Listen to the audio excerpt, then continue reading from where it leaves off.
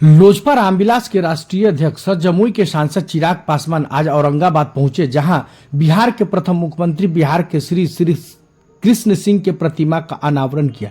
प्रतिमा के अनावरण के तदुपरांत अनुग्रह मेमोरियल महाविद्यालय में आयोजित जनसभा को संबोधित किया। सभा को संबोधित करते हुए चिराग पासवान ने बिहार केसरी के जीवनी एवं उनके संघर्षों पर प्रकाश डालते हुए कहा, कैसे अभावों में उन्होंने बिहार के विकास का साँचा तैयार किया।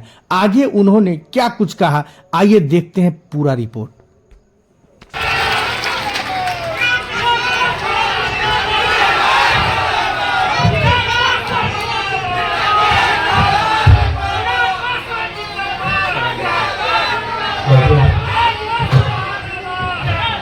इस समारोह मंच पर और यकीनन ये मेरे लिए एक सौभाग्य की बात है कि आज मैं उस मंच पर हूं जिस मंच पर उनको मैं अभी अपना अभिभावक कहूं, पिता तुल्य कहूं।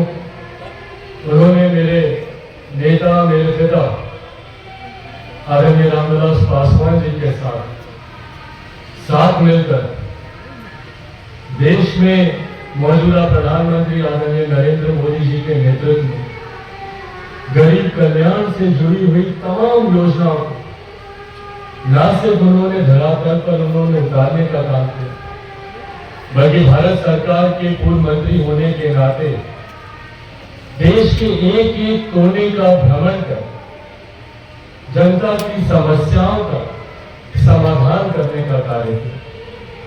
और उनकी यही तत्परता, उनकी यही मेहनत और जन सेवना की इसी भावना ने हमारे प्रधानमंत्री आदरणीय नरेंद्र मोदी जी को, मैं उस समय की बात कर रहा हूं जब कश्मीर जल रहा था, एक ऐसा समय जब हमारे प्रधानमंत्री जी ने देश का सबसे बड़ा फैसला लिया, धारा 370 और 35A को हटाने का।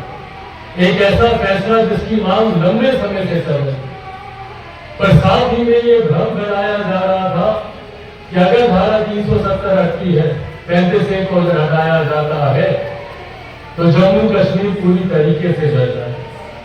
ऐसे में हमारे प्रधानमंत्री जी का विश्वास, और न सिर्फ वो विश्वास बल्कि उन्होंने उस विश्वास पर खरा उतर आज जम्मू कश्मीर को पुनः से उसी खूबसूरती, उसी तरीके से उसको बनाया है जिसकी पहचान हमेशा से जम्मू कश्मीर की रही है। कहा जाता था कि धरती पर अगर कहीं स्वर्ग है तो वो जम्मू कश्मीर में, और पुनः उसको उसी खूबसूरत परिस्थिति में लेकर जाने वाले हमारे जम्मू कश्मीर के राज्य के उपराज्यपाल महामहिम मनोज सिन्हा जी का मैं चाहूंगा एक बार जोरदार ताली से आप लोग यहाँ पर स्वागत करें। हमारे बगल के राज्य के ही हैं, गाजीपुर से हैं, और आज जब ये यहाँ हम सब के बीच मौजूद है तो यकीनन ये हम सब के एक सौभाग्य की बात है। मैं विशेष तौर पर यहाँ पर धन्यवाद करूंगा मेरे बड़े भाई और आप सबके औरंगाबाद के यहाँ के लोकप्रिय सांसद आदरणीय सुशील कुमार सिंह जी का, कि उन्होंने मुझे ये अवसर दिया, ये मौका दिया यहाँ आप लोगों के बीच आकर श्री बाबू को अपनी श्रद्धांजलि, उनके चरणों पे नमन करने का मैं यहाँ पर धन्यवाद करूंगा। महाराजगंज के हमारे सांसद मेरे बड़े भाई, जिनसे हमारे बहुत करीबी और खूबसूरत रिश्ते हैं। साथ ही में इस सम्मानित मंच पर मौजूद लोक जनशक्ति पार्टी रामविलास के हमारे राष्ट्रीय उपाध्यक्ष पूर्व सांसद आदरणीय अरुण कुमार जी का मौजूद इस सम्मानित मंच पर भारतीय जनता पार्टी के तमाम वरिष्ठ नेतागण मौजूद, यहाँ पर आदरणीय तमाम पूर्व मंत्रीगण मौजूद, यहाँ पर तमाम सम्मानित विधायकगण, पूर्व विधायकगण मौजूद इस सम्मानित मंच पर लोक जनशक्ति पार्टी रामविलास के हमारे जिला के हमारे संयोजक चंद्रभूषण सिंह और सोनू सिंह जी का मौजूद, यहाँ पर हमारे प्रदेश के उपाध्यक्ष और हमारे जिला के प्रभारी राकेश सिंह और गबरू जी का मौजूद, यहाँ पर हमारे तमाम प्रदेश के आए हुए उपाध्यक्ष अशरफ अंसारी जी, संजय सिंह जी मौजूद, यहाँ पर आदरणीय प्रकाश चंद्रा जी मौजूद, यहाँ पर तमाम हमारे प्रदेश के तमाम प्रदेश के तमाम नेतागण मौजूद, यहाँ पर अनूप ठाकुर जी मौजूद, यहाँ पर प्रमोद सिंह जी मौजूद, यहाँ पर विजय यादव जी मौजूद, यहाँ पर सरुण पासवान जी मौजूद, यहाँ पर मनोज कुमार सिंह जी मौजूद, यहाँ पर विभीषण गहलोत जी मौजूद, यहाँ पर लोक जनशक्ति पार्टी रामविलास की और भारतीय जनता पार्टी के तमाम मजबूत कार्यकर्ता साथी, प्रेस मीडिया के तमाम पत्रकार साथी, आदरणीय बुजुर्गों, माताओं, बहनों, मेरे तमाम नौजवान युवा साथियों, सबको चिराग पासवान का प्रणाम। साथियों, आज श्री बाबू की जयंती दिवस पर आज जब हम सब उनको नमन करने के लिए, उनको श्रद्धांजलि देने के लिए यहाँ एकत्रित हुए, तो सही मायनों में उनको श्रद्धांजलि हम तभी दे पाएंगे जब उनके सपनों के बिहार हम लोग निर्माण कर पाए, और उनके सपनों के बिहार का निर्माण तभी संभव हो पाएगा जब उनके आदर्शों पर हम चल पाए। सोचिए, श्री बाबू ने हमारे प्रदेश का नेतृत्व मुख्यमंत्री के तौर पर सबसे विपरीत परिस्थितियों में किया।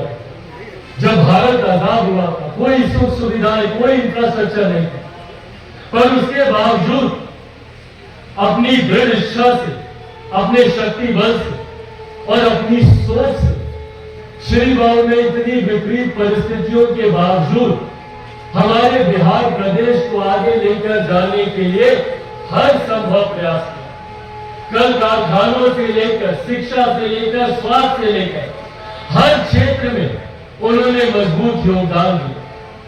पर क्या आज उनके दिखाए हुए मार्गदर्शनों पर, क्या आज उनके दिखाए हुए रास्ते पर हम लोग चल रहे हैं, ये हमें खुद से पूछने की जरूरत है। आज इस सम्मानित मंच पर जब हम वहीं मौजूद हैं, एक संवैधानिक पद पर होने की वजह से वो तमाम राजनीतिक बंधनों से वो परे हैं, और इसीलिए मैं राजनीतिक चर्चा इस मंच से मैं नहीं करता, पर कुछ बातें हैं जो कि कौंधती हैं। मां वहीं बगल के राज्य से आते हैं, उत्तर प्रदेश को देखते, आज विकास की नई गाथाएं लेकर, क्योंकि वहां का नेतृत्व मजबूत है। और वहीं दूसरी तरफ हमारा बिहार प्रदेश है, जो आज भी जात पात, धर्म, मजहब की राजनीति में बढ़कर सिर्फ हम लोग पीछे जाते जा रहे हैं। आज दुनिया के क्या, देश के किसी भी कोने में आप चले जाइए, देश दुनिया के किसी कोने में चले जाइए। 10 दिन पूर्व में ऑस्ट्रेलिया में था, वहां पर जितने बिहारी हैं उनसे मैंने मुलाकात की। कोई वहां पर बिजनेस के क्षेत्र में आगे है, तो कोई मेडिकल के क्षेत्र में आगे है, तो कोई आगे है।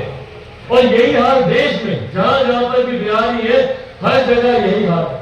देश के किसी भी कोने में चले जाइए, बड़े बड़े पदों पर आपको बिहारी मिलेंगे। मेरे मीडिया के साथी यहाँ पर मौजूद है, आप चले जाइए बड़े से बड़े मीडिया हाउसेज में, वहां पर सर्वोच्च पद पर आपको बिहारी मिले।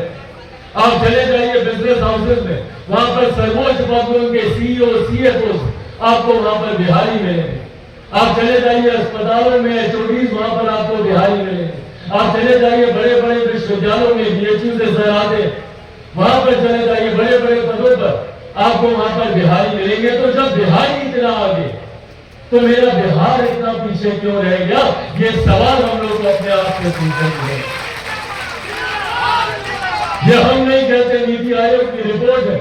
आप विकास के हर मापदंड उठाकर देखिए, हर मापदंड पर, शिक्षा का हो, स्वास्थ्य का हो, लॉ एंड ऑर्डर से जुड़ा हो, हर मापदंड पर बिहार सबसे निचले पायदान पर आता है। और आगे पायदान पर कब पहुंचता है? जब बात होती है अपराध की, जब बात होती है भ्रष्टाचार की। तो एक ऐसे राज्य की कल्पना तो श्री बाबू ने कभी नहीं की थी ना। उन्होंने बिहार को देश का सबसे विकसित राज्य की सोच के साथ वो इस बिहार का निर्माण करना चाहते, वो इस बिहार को आगे लेकर जाना चाहते। पर अफसोस, उनके जाने के बाद एक एक एक एक एक एक करके हर पायदान पर बिहार पिछड़ता है। और जबकि बिहार एक ऐसा राज्य है जहां पे अनंत संभावनाएं हैं विकास को लेकर, बस आपकी सोच होनी चाहिए। जो राज्य जिसने लोकतंत्र का रास्ता देश को नहीं दुनिया को दिखाया, आज अगर दुनिया का परिचय लोकतंत्र से है तो लोकतंत्र की जननी हमारा बिहार है। आज अगर लोग शिक्षा के महत्व को समझते हैं, मेरे लिए ये गर्व की बात है भैया, जब दुनिया